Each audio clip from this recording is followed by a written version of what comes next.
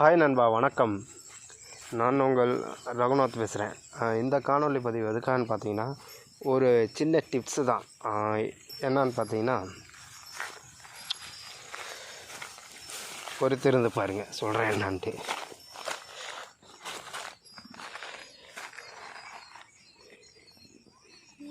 இது வேப்ப இலை.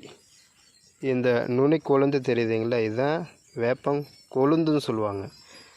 இந்த வேப்பங்கொழுந்தை நீங்கள் சரி யாராக இருந்தாலும் சரி, நீங்கள் மட்டும் இல்லை, 48 நாளைக்கு காலையில் எழுந்திரிச்சோடனே மலம் கழிச்சிட்டு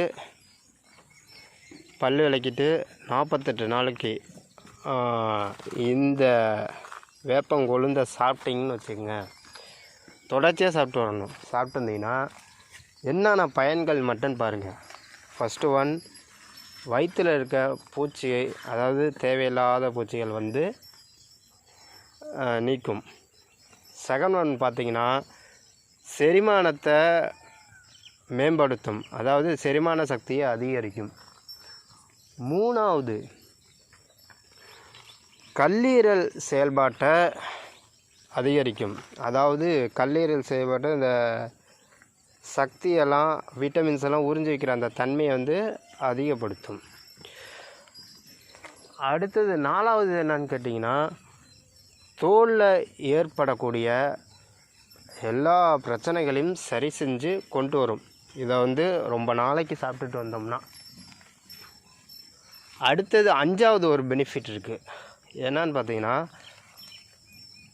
நம்ம பல்லை பாதுகாக்கும். ஸோ இதான் இந்த வேப்பங்கொழுந்தை 48 நாளைக்கு அல்லது தொடர்ச்சியாக கூட சாப்பிட்லாம். சாப்பிட்டுட்டு வந்தால் இது ஒரு பெனிஃபிட். அதை விட ஒரு முக்கியமான பெனிஃபிட் இருக்குது. அது சொல்கிறாங்க, உண்மையாக என்னமோ எனக்கு தெரியாது. என்னன்னு பார்த்தீங்கன்னா, இந்த வேப்பங்கொழுந்தை ரெகுலராக நீங்கள் தொடர்ச்சியாக சாப்பிட்டுட்டே வந்தீங்கன்னா, அது ஒரு பாம்பு உங்களை கடிக்குதுன்னு வச்சுங்க, கடித்தும் விஷம் ஏறாதான், விஷம் முறிஞ்சிருமா. அது சொல்கிறாங்க, இது உண்மையானமா எனக்கு தெரியாது. ஸோ இந்த வீடியோ முடிச்சுக்கிறேன். இந்த வீடியோவை கடைசி வரைக்கும் பார்த்த அனைத்து உள்ளத்திற்கும் நன்றி. இந்த வீடியோ பிடிச்சிருந்தா லைக் பண்ணுங்கள், ஷேர் பண்ணுங்கள், மறக்காமல் என்னோடய சேனலை சப்ஸ்கிரைப் பண்ணுங்கள்.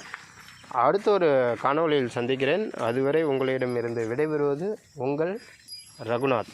நன்றி, வணக்கம்.